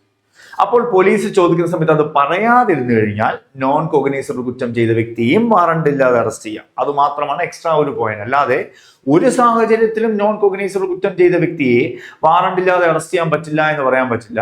അപ്പൊ ഈ ഒരു കേസിൽ മാത്രം എന്ത് ചെയ്യാൻ പറ്റും? അറസ്റ്റ് ചെയ്യാൻ പറ്റും. ഏതിൽ? 39-ാമത്തെ സെക്ഷൻ പ്രകാരം നോൺ കൊഗ്നൈസബിൾ കുറ്റം ചെയ്ത വ്യക്തി അറസ്റ്റ് ചെയ്തതിനു ശേഷം വിടാൻ പോകുന്ന സമയത്ത് അയാളുടെ പേരോ ഡീറ്റെയിൽസോ അഡ്രസ്സോ ചോദിക്കുമ്പോൾ മനഃപൂർവ്വം പറയാൻ വിസമ്മതിക്കുകയോ തെറ്റായ വിവരം നൽകുകയോ ചെയ്താൽ അയാളെ വാറണ്ട് ഇല്ലാതെ അറസ്റ്റ് ചെയ്യാം. ക്ലിയർ? അപ്പൊ 2 ക്ലോസ് ഓയും കഴിഞ്ഞു. ഇനി എക്സ് സമൺസ് കേസ് എങ്കിൽ ഇസഡ് പഠിച്ചിട്ട് നമുക്ക് എക്സിലേക്ക് തിരിച്ചു വരാം. ആദ്യം ഇസഡ് പഠിക്കാം. ഇസഡ് എന്ന് പറഞ്ഞാൽ വാറണ്ട് കേസ്. ഇസഡ് എന്ന് പറഞ്ഞാൽ വാറണ്ട് കേസ്. ഇപ്പൊ വാറണ്ട് കേസ് എന്നാൽ മരണശിക്ഷയോ ജീവപര്യന്ത തടവ് ശിക്ഷയോ 2 വർഷത്തിൽ കവിയുന്ന കാലത്തെ തടവ് ശിക്ഷയോ നൽകി ശിക്ഷിക്കപ്പെടാവുന്ന കുറ്റം സംബന്ധിക്കുന്ന ഒരു കേസാണ് വാറണ്ട് കേസ്. അപ്പൊ വാറണ്ട് കേസ് എന്ന് പറഞ്ഞാൽ എന്താണ്? മരണശിക്ഷയോ, ഒന്നുകിൽ വധശിക്ഷ കിട്ടാം, അല്ലെങ്കിൽ ജീവപര്യന്ത തടവ് ശിക്ഷ കിട്ടാം. അപ്പൊ വലിയ കേസാണ്. മരണശിക്ഷയോ ജീവപര്യന്ത തടവ് ശിക്ഷയോ 2 വർഷത്തിന് എബോവ് ശിക്ഷ കിട്ടാവുന്ന ഏതൊരു കേസും, ഇപ്പൊ ഒരു മരണശിക്ഷയോ ജീവപര്യന്ത തടവ് ശിക്ഷയോ 2 വർഷത്തിൽ കവിയുന്ന ഏതൊരു ശിക്ഷയും കിട്ടുന്ന കേസുകൾ എന്ത് പറയാം? വാറണ്ട് കേസ് എന്ന് പറയാം. എന്താണ്? Warrant case. അപ്പൊ ക്ലിയർ ആണോ? വാറണ്ട് കേസ് എന്നാൽ പറഞ്ഞ എന്താണ്? 2 വർഷത്തിന് എബോവ് ഉള്ള എല്ലാ കുറ്റങ്ങളെയും വാറണ്ട് കേസ് എന്ന് പറയാം. മരണശിക്ഷയാകാം, ജീവപര്യന്തമാകാം. അപ്പോൾ ഇതിൽ പെടാത്ത എല്ലാ കുറ്റങ്ങളെയും നമുക്ക് എന്ത് കേസ് എന്ന് പറയാം? സമൻസ് കേസ് എന്ന് പറഞ്ഞൂടെ? സമൻസ് കേസ് എന്ന് പറഞ്ഞൂടെ? കണ്ടോ? സമൻസ് കേസ് എന്നാൽ കുറ്റത്തെ സംബന്ധിക്കുന്നതും വാറണ്ട് കേസ് അല്ലാത്തതുമായ കേസ് എന്നർത്ഥം. വാറണ്ട് കേസ് അല്ലാത്തതെല്ലാം എന്താണ്? സമൻസ് കേസ് എന്നറിയപ്പെടുന്നു. വാറണ്ട് കേസ് അല്ലാത്ത കേസ് എല്ലാം എന്താണ്? സമൻസ് കേസ് എന്ന് അറിയപ്പെടുന്നു. ക്ലിയർ അല്ലേ? ക്ലിയർ. ഇനി ഒയ് എന്ന് പറഞ്ഞാൽ ഇര എന്ന് പറയുന്നു. കുറ്റത്തിന്റെ ഇര അല്ലെങ്കിൽ കംപ്ലൈനന്റ് എന്ന് പറഞ്ഞാൽ പരാതിക്കാരൻ അല്ലെങ്കിൽ ഇര, അനുഭവിച്ച വ്യക്തി. ഇര എന്നാൽ പ്രതിയുടെ കൃത്യമോ കൃത്യവിലോപമോ മൂലം നഷ്ടമോ ക്ഷതിയോ അനുഭവിച്ചിട്ടുള്ള വ്യക്തിയാണ്. ഈ പ്രതിയുടെ ഒരു പ്രവൃത്തിയോ അല്ലെങ്കിൽ ഒരു ചെയ്യേണ്ട പ്രവൃത്തി ചെയ്യാതിരിക്കുകയോ കാരണം നഷ്ടം വന്നൊരു വ്യക്തിയാണ് ആര്? ഇര എന്ന് പറയുന്നത്. മാത്രമല്ല അത്തരം ഇരയുടെ രക്ഷകർത്താവോ നിയമാനുസൃത അനന്തരാവകാശിയോ ഉൾപ്പെടുന്നതുമാകുന്നു. അപ്പൊ ഇരയില് ആ വ്യക്തി മാത്രമല്ല, അയാളുടെ അനന്തരാവകാശി വരാം, അയാളുടെ രക്ഷകർത്താവൊക്കെ ഇര വരാം. അല്ലെ? ശ്രദ്ധിച്ചു നോക്കിയേ.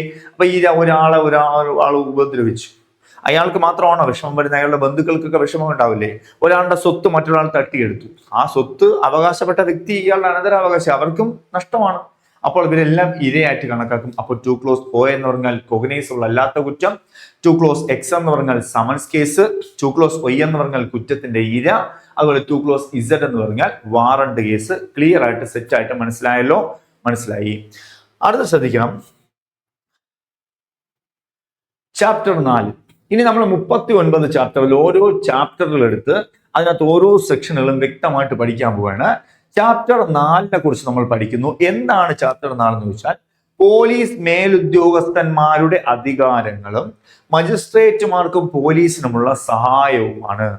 അപ്പൊ ഇവിടെ സെക്ഷൻ ഏത് മുതൽ 30 മുതൽ 34 വരെ മാത്രമേ ഇതിനകത്തുള്ളൂ. ശ്രദ്ധിക്കുക, ഇത്രയേ ഉള്ളൂ ഇതിനകത്ത്. ചാപ്റ്റർ 4 എന്ന് പറയുന്നത് 30 മുതൽ 34 വരെയുള്ള വകുപ്പുകളാണ് ഇതിനകത്ത് ഉൾപ്പെടുന്നത് കേട്ടോ. അപ്പൊ അവിടെ ശ്രദ്ധിച്ചേടാ, പോലീസ് മേലുദ്യോഗസ്ഥന്മാരുടെ അധികാരങ്ങളും മജിസ്ട്രേറ്റിനും പോലീസിനുമുള്ള സഹായം. എങ്ങനെ ജനങ്ങൾ അവരെയൊക്കെ സഹായിക്കണം, മജിസ്ട്രേറ്റിനെയും പോലീസിനെയൊക്കെ എങ്ങനെ പൊതുജനങ്ങൾ സഹായിക്കണം എന്നിവിടെ ഇവിടെ പറയുന്നുണ്ട്. നോക്കൂ, സെക്ഷൻ 30. പോലീസ് മേലുദ്യോഗസ്ഥന്മാരുടെ അധികാരങ്ങൾ എന്തൊക്കെയാണെന്ന് ചോദിച്ചാൽ, പദവിയിൽ ഒരു പോലീസ് സ്റ്റേഷന്റെ ചാർജുള്ള ഉദ്യോഗസ്ഥന്റെ മീതെയുള്ള പോലീസ് ഉദ്യോഗസ്ഥന്മാർക്ക്, പദവിയിൽ ഒരു പോലീസ് സ്റ്റേഷന്റെ ചാർജുള്ള ഉദ്യോഗസ്ഥൻ എന്ന് പറഞ്ഞാൽ SHO എന്ന് പറയാം, അല്ലെങ്കിൽ അത് ഇൻസ്പെക്ടർ ആകാം, അല്ലെ, ഇൻസ്പെക്ടർ ഓഫ് പോലീസ്, CI എന്നൊക്കെ പറഞ്ഞ ഇൻസ്പെക്ടർ ആകാം. അദ്ദേഹത്തിനെ അവിടെ നിയമിക്കുന്ന മേലുദ്യോഗസ്ഥന്മാരുണ്ടല്ലോ, ഇദ്ദേഹത്തിന് ഒരു സ്റ്റേഷൻ പരിധിയിൽ എന്ത് അധികാരമുണ്ടോ അതേ അധികാരം തന്നെ അദ്ദേഹത്തിന് നിയമിക്കുന്ന മേലുദ്യോഗസ്ഥനും ആ സ്ഥലത്തുണ്ടായിരിക്കും. ഇദ്ദേഹത്തിന് ഒരു സ്റ്റേഷന്റെ പരിധിയിലുള്ള അധികാരങ്ങൾ തന്നെ ഇദ്ദേഹത്തെ നിയമിക്കുന്ന ഇദ്ദേഹത്തിന്റെ മേലുദ്യോഗസ്ഥർക്കും ആ പരിധിയിൽ ഉണ്ടായിരിക്കുമെന്നാണ് സെക്ഷൻ 30 പറയുന്നത്. സെക്ഷൻ 30 നോക്കൂ, എന്താണ്? ഒരു പോലീസ് സ്റ്റേഷന്റെ ചാർജുള്ള ഉദ്യോഗസ്ഥന്റെ മീതെയുള്ള പോലീസ് ഉദ്യോഗസ്ഥന്മാർക്ക് അങ്ങനെയുള്ള ഉദ്യോഗസ്ഥന് അയാളുടെ സ്റ്റേഷന്റെ അതിർത്തിക്കുള്ളിൽ പ്രയോഗിക്കാവുന്ന അതേ അധികാരങ്ങൾ അവരെ നിയമിച്ച തദ്ദേശ പ്രദേശത്തുള്ള എല്ലായിടത്തും പ്രയോഗിക്കാം. കണ്ടോ, ഇദ്ദേഹത്തെ ഈ ഇറങ്ങിയ ഇൻസ്പെക്ടറിനെ നിയമിച്ച ഒരു ഉദ്യോഗസ്ഥൻ ഉണ്ടാവുമല്ലോ, ഈ ഇൻസ്പെക്ടറിന് എന്ത് അധികാരം അവിടെ ഉണ്ടോ അതേ അധികാരം തന്നെ ഇദ്ദേഹത്തെ നിയമിച്ച മേലുദ്യോഗസ്ഥനും ആ സ്ഥലത്ത് ഉണ്ടായിരിക്കുമെന്നാണ് പറയുന്നത്. ക്ലിയർ അല്ലേ? അല്ലെ, SP ആകാം, കമ്മീഷണർ ആകാം, ആരും ആകാം, അല്ലെ. അപ്പൊ അവരൊക്കെ ഇതിനകത്ത് വരും. സെക്ഷൻ 30 ഇതാണ് പറയുന്നത്. ഇനി സെക്ഷൻ 30 തന്നെ അന്വേഷണത്തിന് ഉത്തരവിടാൻ പോലീസ് മേധാവിക്കുള്ള അധികാരം. പോലീസ് മേധാവി ആരാ? നമുക്ക് പോലീസ് മേധാവി DGP and state police chief എന്ന് പറയും, അല്ലെങ്കിൽ സംസ്ഥാന പോലീസ് മേധാവി. ഏതെങ്കിലും ഒരു പ്രമാദമായ കേസോ മറ്റേതൊരു കേസ് വന്നാലും അതിന് അന്വേഷണത്തിന് ഉത്തരവിടാൻ എങ്ങനെ അധികാരമുണ്ടെന്ന് ചോദിച്ചാൽ, പോലീസ് മേധാവിക്ക് ഒരു എക്സിക്യൂട്ടീവ് ഉത്തരവ് വഴി മാത്രം ഒരു പോലീസ് മേലുദ്യോഗസ്ഥന് അധികാരിതയുള്ള പ്രാദേശിക മേഖലയിൽ രജിസ്റ്റർ ചെയ്ത ഒരു കുറ്റത്തെക്കുറിച്ച് അന്വേഷിക്കാനോ കൂടുതൽ അന്വേഷണത്തിനായി അനുമതി തേടാനോ അദ്ദേഹത്തെ അധികാരപ്പെടുത്താവുന്നു. അപ്പോൾ മേലുദ്യോഗസ്ഥനായ പോലീസ് മേധാവി എന്തെങ്കിലും ഒരു പ്രമാദമായ കേസ് വരുമ്പോൾ അവിടെ ഒരു എക്സിക്യൂട്ടീവ് ഉത്തരവ് വഴി മാത്രമേ തന്റെ കീഴുദ്യോഗസ്ഥരോട് അന്വേഷിക്കാൻ പറയാൻ പാടുള്ളൂ. ഈ എക്സിക്യൂട്ടീവ് ഉത്തരവ് എന്ന് പറഞ്ഞാൽ അത് കളക്ടറുടെ ഉത്തരവാകാം, അല്ലെങ്കിൽ എന്താണ് ഭരണ നിർവഹണ സമിതിയിൽ നിന്നുള്ള ഏതെങ്കിലും ഉത്തരവ് കിട്ടണം. ഇപ്പൊ ഭരണപരമായിട്ട്, ഇപ്പൊ രാഷ്ട്രീയപരമായിട്ട്, അല്ലെങ്കിൽ ഭരിക്കുന്ന പാർട്ടിപരമായിട്ടുള്ള, പാർട്ടിയല്ല ഉദ്ദേശിക്കുന്നത്, ഇപ്പൊ ഭരിക്കുന്ന ആഭ്യന്തര വകുപ്പ് അല്ലെ, അല്ലെങ്കിൽ എക്സിക്യൂട്ടീവ് അല്ലെ, നമുക്കൊരു പ്രധാന പ്രശ്നം വരുന്ന സമയത്ത് അവിടെ കളക്ടർ വരാറില്ലേ, ശ്രദ്ധിച്ചിട്ടുണ്ടോ? അപ്പൊ അദ്ദേഹത്തിന്റെ മേൽനോട്ടത്തിലാണ് ഇത് കാര്യങ്ങൾ ചെയ്യുന്നത്. അപ്പൊ ഏത് കാര്യം വന്നാലും നമ്മുടെ സംസ്ഥാന പോലീസ് മേധാവിക്ക് ഒരു എക്സിക്യൂട്ടീവ് ഉത്തരവുകൾ മാത്രമേ അതിനെ അന്വേഷണത്തിന് ഉത്തരവിടാൻ പാടുള്ളൂ എന്നൊരു സ്റ്റേറ്റ്മെന്റ് കൂടെ അവിടെ അറിയുക. ഇനി സെക്ഷൻ 31. അപ്പൊ സെക്ഷൻ 30 കഴിഞ്ഞു. സെക്ഷൻ 31 നോക്കൂ. മജിസ്ട്രേറ്റുമാർക്കും പോലീസിനും പൊതുജനങ്ങൾ എപ്പോൾ പിന്തുണ നൽകണം എന്ന് പറയുന്ന സെക്ഷനാണ് ഇത്. Kerala police act 2011, KP act 2011, KP act 2011 38ാമത്തെ ഒരു സെക്ഷൻ ഉണ്ട്. എന്താണ് 38ാമത്തെ സെക്ഷൻ പറയുന്നത് KP ആക്ടില്? ആ 38ാമത്തെ സെക്ഷൻ പറയുന്ന പ്രധാനപ്പെട്ട ഒരു കാര്യം, പോലീസ് അല്ലെങ്കിൽ പോലീസിനെ പൊതുജനങ്ങളെ എപ്പോൾ എങ്ങനെ സഹായിക്കണമെന്ന് അവിടെ പറയുന്നുണ്ട്. അത് തന്നെയാണ് ഇവിടെയും പറയുന്നത്. കണ്ടോ, ന്യായമായി ആവശ്യപ്പെടുന്ന ഒരു മജിസ്ട്രേറ്റിനോ പോലീസ്, അപ്പൊ സഹായം ചില സന്ദർഭങ്ങളിൽ പൊതുജനങ്ങളുടെ സഹായം പോലീസിനോ മജിസ്ട്രേറ്റിനോ ആവശ്യമായി വന്നേക്കാം, അല്ലെ, പോലീസിനോ മജിസ്ട്രേറ്റിനോ ആവശ്യമായി വന്നേക്കാം. അപ്പോൾ എന്ത് ചെയ്യും? അങ്ങനെയുള്ള മജിസ്ട്രേറ്റിനോ പോലീസ് ഉദ്യോഗസ്ഥനോ അറസ്റ്റ് ചെയ്യാൻ പ്രാധികാരം നൽകപ്പെട്ടിട്ടുള്ള മറ്റേതെങ്കിലും ആളെ പിടിക്കുന്നതിലോ അയാൾ രക്ഷപ്പെടുന്നത് തടയുന്നതിലോ അയാളെ തടയാൻ വേണ്ടി സഹായിക്കാം. അപ്പൊ ഒന്നെന്ന് പറഞ്ഞാൽ എന്താണ്? അങ്ങനെയുള്ള മജിസ്ട്രേറ്റിനോ പോലീസ് ഉദ്യോഗസ്ഥനോ അറസ്റ്റ് ചെയ്യാൻ അധികാരമുള്ള ഒരു വ്യക്തിയെ പിടിക്കുന്ന സമയത്ത് അയാളെ പിടിക്കാനായിട്ട് മറ്റുള്ളവരോട് എന്ത് ചെയ്യാം? സഹായം അഭ്യർത്ഥിക്കാം. അതുപോലെ ഒരു സമാധാന ലംഘനം തടയുന്നതിലോ അമർത്തുന്നതിലോ അല്ലെങ്കിൽ, അപ്പൊ എന്താണ്, ഒരു സമാധാന ലംഘനം തടയാൻ വേണ്ടിയും അത് സ്റ്റോപ്പ് ചെയ്യാൻ വേണ്ടിയും പൊതുജനങ്ങളുടെ സഹായം തേടാം. ഏതെങ്കിലും പൊതുവസ്തുവിന് ഏൽപ്പിക്കുവാൻ ശ്രമിക്കുന്ന ഏതെങ്കിലും ക്ഷതി തടയുന്നതിനോ പിന്തുണ നൽകുവാൻ ബാധ്യസ്ഥനാക്കുന്നു. അപ്പോൾ ഏതെങ്കിലും പബ്ലിക് പ്രോപ്പർട്ടിയെ ആരെങ്കിലും നശിപ്പിക്കുമ്പോൾ അത് തടയാനായിട്ടും പോലീസിനെയും മജിസ്ട്രേറ്റിനെയും ഇവരെന്ത് ചെയ്യണം? സഹായിക്കണം. അതുപോലെ 32, പോലീസ് ഓഫീസർ അല്ലാത്ത വാറണ്ട് നടത്തുന്ന ആൾക്കുള്ള സഹായം. ഇപ്പോ എല്ലാ വാറണ്ടും പോലീസിന് തന്നെ നൽകണമെന്നില്ല. ചില സാഹചര്യങ്ങളിൽ പോലീസിന് ലഭ്യമല്ലാത്ത സമയത്ത് മജിസ്ട്രേറ്റ് നേരിട്ട് മറ്റൊരു വ്യക്തിയിലേക്ക് ഒരു പബ്ലിക് സർവന്റിലോ മറ്റൊരു വ്യക്തിയിലേക്ക് എന്ത് ചെയ്യാം? വാറണ്ട് ഇഷ്യൂ ചെയ്ത് കൊടുക്കാം. ആ സമയത്ത് ചിലപ്പോൾ പോലീസാണ് വാറണ്ട് നടത്തുന്നതല്ല, അപ്പം ആളുകൾക്ക് പേടി കുറവായിരിക്കും അല്ലെ. ഒരാളിനെ അറസ്റ്റ് ചെയ്യാൻ പോകുന്ന സമയത്ത് പോലീസ് അല്ല ചെയ്യുന്നതെങ്കിൽ അവിടെ ചിലപ്പോൾ പൊതുജനങ്ങളുടെ സഹായം ആവശ്യമായി വരും. കാരണം എപ്പോഴും പോലീസാണ് വാറണ്ട് നടപ്പിലാക്കുന്നതെങ്കിൽ പോലീസിനെയും സഹായിക്കുന്നു. അപ്പൊ പോലീസ് അല്ലാത്ത വ്യക്തി നടപ്പിലാക്കുമ്പോൾ കൂടുതൽ സഹായിക്കേണ്ടി വരും. അപ്പൊ ഇവിടെ ഒരു വാറണ്ട് പോലീസ് ഉദ്യോഗസ്ഥനല്ലാത്ത ഒരാൾക്ക് അധികാരപ്പെടുത്തി കൊടുത്തിരിക്കുമ്പോൾ ആ വാറണ്ട് അധികാരപ്പെടുത്തി കൊടുക്കപ്പെട്ടയാൾ അടുത്തുണ്ടായിരിക്കുകയും വാറണ്ട് നടത്തുന്നതിൽ പ്രവർത്തിച്ചു കൊണ്ടിരിക്കുകയും ചെയ്യുന്നു. അപ്പൊ ഇയാൾ വാറണ്ട് നടപ്പാക്കാൻ വേണ്ടി പോകുന്നു. ഇയാൾ ഉണ്ടാവണം, ഇയാൾ സ്ഥലത്തുണ്ടാവണം. അല്ലാതെ ഇയാൾ വാറണ്ട് കൊടുത്ത് വേറെ ആളെ കൊണ്ട് നടപ്പിലാക്കാൻ പറ്റില്ല. കോടതി ആരുടെ പേരിലാണോ വാറണ്ട് ഇഷ്യൂ ചെയ്ത് കൊടുത്തത് ആ വ്യക്തി സംഭവ സ്ഥലത്ത് ഉണ്ടായിരിക്കുകയും അയാൾ എന്ത് ചെയ്യണം, അതിൽ പ്രവർത്തിച്ചുകൊണ്ട് ആ ഡ്യൂട്ടി ചെയ്തുകൊണ്ടിരിക്കുമ്പോൾ അങ്ങനെയുള്ള വാറണ്ട് നടത്തുന്നതിൽ മറ്റേതെങ്കിലും ആൾക്ക് സഹായിക്കാം. കണ്ടോ, ഈ വാറണ്ട് നടത്തുന്ന സമയത്ത് ഇയാൾ കൂടെ ഉണ്ട്, പക്ഷെ പിടിക്കാനായിട്ട് മറ്റു വ്യക്തികൾക്ക് എന്ത് ചെയ്യാം, സഹായിക്കാം. അപ്പോൾ 32ാമത്തെ സെക്ഷൻ പോലീസ് ഓഫീസർ അല്ലാത്ത ആൾക്കും എന്ത് ചെയ്യാം, വാറണ്ട് നടത്തുന്നതിൽ സഹായിക്കാമെന്ന് പറയുന്നുണ്ട്. ക്ലിയർ ആണല്ലോ? ക്ലിയർ. അപ്പൊ 30, 31, 32. 30 പറഞ്ഞു അറിയാലോ, ആ ഉദ്യോഗസ്ഥനെ നിയമിക്കുന്ന ഉദ്യോഗസ്ഥന് അവിടെ എന്താണ് അധികാരമുണ്ട് എന്ന് പറയുന്നു. 31 പറഞ്ഞു സഹായിക്കണം. 32 അത് തന്നെയാണ്. 33 പൊതുജനങ്ങൾ ചില കുറ്റകൃത്യങ്ങളെ കുറിച്ച് വിവരം നൽകണം. ഇവിടെ BNS IPC എന്ന് പറയുമല്ലോ, കുറച്ച് കുറ്റങ്ങളുണ്ടല്ലോ, കൊലപാതകം, ബലാത്സംഗം, അങ്ങനത്തെ കുറ്റങ്ങൾ. അപ്പൊ അതൊക്കെ ഇവിടെ പറയുന്നുണ്ട്. സെക്ഷൻ നിങ്ങൾ നോക്കണ്ട. നമുക്കറിയാം കൊലപാതകം, നരഹത്യയെ കുറിച്ച് വിവരം കിട്ടിയാൽ അറിയിക്കണം. അതുപോലെ തന്നെ നമുക്ക് സംഘടിത കുറ്റകൃത്യങ്ങൾ, ചെറിയ സംഘടിത കുറ്റകൃത്യങ്ങൾ, തീവ്രവാദ പ്രവർത്തനങ്ങൾ, ആളെ തട്ടിക്കൊണ്ടുപോവുക, മയക്കുമരുന്ന്, കള്ളനോട്ട്, അതുപോലെ തന്നെ ഭക്ഷണത്തിൽ മായം ചേർക്കുക, അതുപോലെ കളവ്, കവർച്ച, അതുപോലെ ഭവനഭേദനം തുടങ്ങിയ ഈ സെക്ഷനിലെല്ലാം അതാ പറഞ്ഞിരിക്കുന്നത്. അപ്പൊ നിങ്ങൾ സെക്ഷൻ ഒന്നും കാണാതെ പഠിക്കേണ്ട. ഏതൊരു കുറ്റകൃത്യവും കണ്ടാലും അല്ലെങ്കിൽ അതിനെക്കുറിച്ചുള്ള വിവരം ലഭിച്ചാലും ഈ പറയുന്ന വ്യക്തി എന്ത് ചെയ്യണം, വിവരം നൽകണം എന്ന് പറയുന്നുണ്ട്. വിവരം നൽകണം. പക്ഷേ കണ്ടോ, എന്നിവയിൽ ഈ പറഞ്ഞ സെക്ഷനുകളിൽ ഏതെങ്കിലും കീഴിൽ ശിക്ഷിക്കപ്പെടാവുന്ന ഒരു കുറ്റം ചെയ്തതിനെ കുറിച്ചോ ചെയ്യുവാനുള്ള ഒരാളുടെ ശ്രമത്തെ അല്ലെങ്കിൽ ഉദ്ദേശത്തെ കുറിച്ചോ അറിവുള്ള ഏതൊരാളും എന്ത് ചെയ്യണം, ന്യായമായ ഏതെങ്കിലും കാരണത്തിന്റെ അഭാവത്തിൽ അങ്ങനെ കുറ്റം ചെയ്തതിനെ കുറിച്ചോ അങ്ങനെയുള്ള ഉദ്ദേശത്തെ കുറിച്ചോ ഏറ്റവും അടുത്തുള്ള മജിസ്ട്രേറ്റിനോ പോലീസിനോ ഉദ്യോഗസ്ഥനോ ഉടനടി വിവരം നൽകണം. ആ കാരണം തെളിയിക്കേണ്ട ഭാരം അങ്ങനെ അറിയിക്കുന്ന വ്യക്തിക്കായിരിക്കും. പറയാണ്, സാർ ഇവിടെ ഒരു കള്ളനോട്ടടി നടക്കുകയാണ് ഇന്ന സ്ഥലത്ത് എന്ന് വിളിച്ചു പറയുന്ന ആളിന്, അപ്പൊ നിങ്ങൾ വിചാരിക്കും അതൊക്കെ രഹസ്യമാക്കേണ്ടെന്ന്. ആ രഹസ്യമൊക്കെ ആക്കാം, പക്ഷേ അവിടെ അങ്ങനെ നടന്നോ നടന്നില്ലയോ എന്ന് നമ്മൾ പറഞ്ഞു കൊടുക്കേണ്ട, തെളിയിക്കേണ്ട ബാധ്യത നമുക്കുണ്ട്. അവിടെ ഉണ്ടാവണം, അല്ല വെറുതെ വിളിച്ച് പറഞ്ഞിട്ട് കാര്യമില്ല. അപ്പൊ അത് തെളിയിക്കേണ്ട ബാധ്യത ഈ പറയുന്ന ആൾക്കായിരിക്കും എന്നുകൂടെ പറയുന്നുണ്ട് എന്ന് പറയുന്നു. അപ്പോൾ ശ്രദ്ധിക്കുക, ഇതാണ് 33 എന്ന് പറയുന്നത്. പല കുറ്റകൃത്യങ്ങളും നടക്കുന്നത് കണ്ടാൽ എന്ത് ചെയ്യണം, എത്രയും വേഗം അത് തടയാനായിട്ട് ശ്രമിക്കുക എന്നുകൂടെ ഏതിൽ പറയുന്നുണ്ട്, 33 പറയുന്നുണ്ട്. 33 തന്നെ ഇന്ത്യയിൽ എവിടെ വെച്ച് നടന്നാലും അറിയിക്കാന്നൊക്കെ പറയുന്നുണ്ട്. 34 ഗ്രാമത്തിന്റെ കാര്യങ്ങൾ സംബന്ധിച്ച് നിയോഗിക്കപ്പെടുന്ന ഉദ്യോഗസ്ഥന്മാരുടെ ചില റിപ്പോർട്ട് തയ്യാറാക്കാനുള്ള ചുമതല. ഗ്രാമത്തിന്റെ കാര്യങ്ങൾ നമുക്കറിയാം, ഗ്രാമത്തിന് വേണ്ടി നമ്മൾ ഇലക്ഷനൊക്കെ ചെയ്തു അല്ലെ, പഞ്ചായത്ത് പ്രസിഡന്റിനെയും മെമ്പറിനെയൊക്കെ തിരഞ്ഞെടുക്കാറുണ്ട്. അപ്പോൾ ഒരു ഗ്രാമത്തിന്റെ തലവൻ എന്ന് പറഞ്ഞാൽ അവരായിരിക്കും, ആ പഞ്ചായത്തിന്റെ വ്യക്തികളായിരിക്കും. അവരുടെ ചുമതല എങ്ങനെയാണ്, അവരെങ്ങനെയാണ് പോലീസിനെയും മജിസ്ട്രേറ്റിനെയും സഹായിക്കേണ്ടതെന്ന് ചോദിച്ചാൽ, ഒരു ഗ്രാമത്തിന്റെ കാര്യങ്ങളുമായി ബന്ധപ്പെട്ട് ജോലി ചെയ്യുന്ന ഓരോ ഉദ്യോഗസ്ഥനും ഒരു ഗ്രാമത്തിൽ താമസിക്കുന്ന ഏതൊരാളും ഏറ്റവും അടുത്തുള്ള പോലീസ് സ്റ്റേഷന്റെ ചുമതലയുള്ള ഉദ്യോഗസ്ഥനോ ഇവരിൽ ആരാണ് അടുത്തുള്ളത് അദ്ദേഹത്തിന് എന്ത് കൊടുക്കണം, താഴെ പറയുന്ന വിവരങ്ങൾ കൊടുക്കണം. അതിലൊന്ന്, അങ്ങനെയുള്ള ഗ്രാമത്തിലോ സമീപത്തോ മോഷ്ടിച്ച സ്വത്തിന്റെ ഏതെങ്കിലും കുപ്രസിദ്ധ സ്വീകർത്താവിന്റെ അല്ലെങ്കിൽ വിൽപ്പനക്കാരന്റെ താമസമുണ്ടോ എന്നറിയിക്കണം. അപ്പോൾ ആ ഗ്രാമത്തിന്റെ എവിടെയെങ്കിലും ഏതെങ്കിലും വസ്തുക്കൾ, മോഷ്ടിച്ച വസ്തു സൂക്ഷിക്കുന്ന സ്ഥലമുണ്ടോ, അതിന്റെ സ്വീകരിക്കുന്ന വ്യക്തിയുണ്ടോ എന്നുള്ള വിവരം കൃത്യമായിട്ട് അറിയിച്ചു കൊടുക്കണം.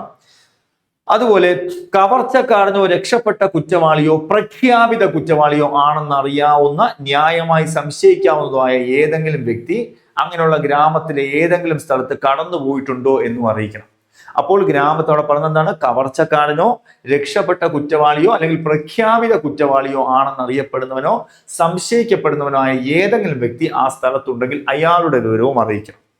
അതുപോലെ ജില്ലാ മജിസ്ട്രേറ്റ് സംസ്ഥാന സർക്കാരിന്റെ മുൻ അനുമതിയോടെ പുറപ്പെടുവിച്ച പൊതുവായ അല്ലെങ്കിൽ പ്രത്യേക ഉത്തരവിലൂടെ ക്രമപരിപാലനത്തെയോ കുറ്റകൃത്യം തടയുന്നതിനെയോ വ്യക്തിയുടെയോ വസ്തുവകകളുടെയോ സുരക്ഷയെ ബാധിക്കുന്ന ഏതൊരു കാര്യത്തെയും സംബന്ധിച്ച വിവരങ്ങളുടെ ആശയവിനിമയം. അപ്പോൾ ഗവൺമെന്റ്, ജില്ലാ മജിസ്ട്രേറ്റ് എന്ന് പറഞ്ഞാൽ ജില്ലാ കളക്ടർ, സംസ്ഥാന സർക്കാരിന്റെ അനുമതിയോടെ പുറപ്പെടുവിച്ച ഏതെങ്കിലും ഉത്തരവ് ആരെങ്കിലും ലംഘിക്കുന്നുവെങ്കിൽ ആ കാര്യവും എവിടെ അറിയിക്കണം? മുകളിൽ അറിയിക്കുക എന്ന് പറയുന്നുണ്ട്. ഇതിൽ ഗ്രാമം എന്ന് പറഞ്ഞാൽ ഗ്രാമഭൂമിയും ഉൾപ്പെടുന്നു സ്റ്റേറ്റ്മെന്റ് ആണ്. പ്രഖ്യാപിത കുറ്റവാളി എന്ന് പറഞ്ഞാൽ ആരാണ്? പ്രഖ്യാപിത കുറ്റവാളി എന്ന് പറഞ്ഞാൽ പ്രൊക്ലൈംഡ് ഒഫൻഡർ എന്ന് പറയും. പ്രഖ്യാപിത കുറ്റവാളി എന്നാൽ പ്രൊക്ലൈംഡ് ഒഫൻഡർ. എന്താണ് പ്രഖ്യാപിത കുറ്റവാളി എന്നാൽ? എന്ന പ്രയോഗത്തിൽ ഏതെങ്കിലും കോടതിയോ അല്ലെങ്കിൽ അധികാരമുള്ള കുറ്റവാളിയായി പ്രഖ്യാപിക്കുന്ന ഏതൊരു വ്യക്തിയും ഉൾപ്പെടും. BNS 2023 പ്രകാരം 10 വർഷമോ അതിൽ കൂടുതലോ തടവോ ജീവപര്യന്തമോ വധശിക്ഷയോ ലഭിക്കാവുന്ന ഒരു കുറ്റം ചെയ്ത വ്യക്തിയാണ് എന്ന് പറയുന്നത് പ്രഖ്യാപിത കുറ്റവാളി എന്ന് പറയുന്നത്. അപ്പൊ പ്രഖ്യാപിത കുറ്റവാളി എന്നാലാണ് 10 വർഷത്തിന് മുമ്പ് ജീവപര്യന്തം വധശിക്ഷയൊക്കെ കിട്ടാവുന്ന വ്യക്തിയെ പ്രഖ്യാപിത കുറ്റവാളി എന്ന് പറയാം. ഇയാളുടെ വിവരം കിട്ടിയാലും അറിയിക്കണമെന്നാണ് പറയുന്നത്.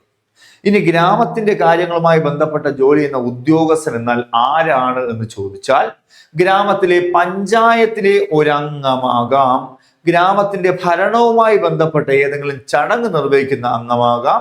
അങ്ങനെയുള്ള ഓരോ ഉദ്യോഗസ്ഥരും പഞ്ചായത്ത് പ്രസിഡന്റ്, മെമ്പർ തുടങ്ങിയവരെയൊക്കെ നമുക്ക് എന്ത് പറയാം? ഗ്രാമത്തിന്റെ തലവൻ എന്ന് പറയാം. ഗ്രാമത്തലവൻ. ഇവരൊക്കെ ചെയ്യേണ്ട ജോലിയാണ് ഈ പറയുന്നത്. ക്ലിയർ ആണല്ലോ? ക്ലിയർ. അപ്പൊ നമ്മൾ ഇന്ന് ഇപ്പൊ പഠിച്ച കാര്യങ്ങൾ എന്തൊക്കെയാണ് കുട്ടികളെ? പറയൂ. അപ്പൊ ഇപ്പൊ പഠിച്ചത് BNSS. എന്താണ് BNSS? ഭാരതീയ നാഗരിക സുരക്ഷാ സംഹിത 2023. ഏത് നിയമത്തിന് പകരം വന്നു? ഇത് ക്രിമിനൽ പ്രൊസീജിയർ കോഡിന് പകരം 1973 പകരമായി വന്ന നിയമമാണ്. ഇതിനകത്ത് എത്ര വകുപ്പുണ്ട്? പറയൂ. ഇതിനകത്ത് 39. അധ്യായം ചോദിച്ചാൽ 39, വകുപ്പ് ചോദിച്ചാൽ 531. 2 പട്ടികയും. ഈ 2 പട്ടിക തീരുമാനിക്കും ഒരു കേസ് കോഗ്നൈസബിൾ ആണോ നോൺ കോഗ്നൈസബിൾ ആണോ, വെയിലബിൾ ആണോ നോൺ വെയിലബിൾ ആണോ. അത് കഴിഞ്ഞിട്ട് നമ്മൾ ഡെഫിനിഷൻസ് പറഞ്ഞു.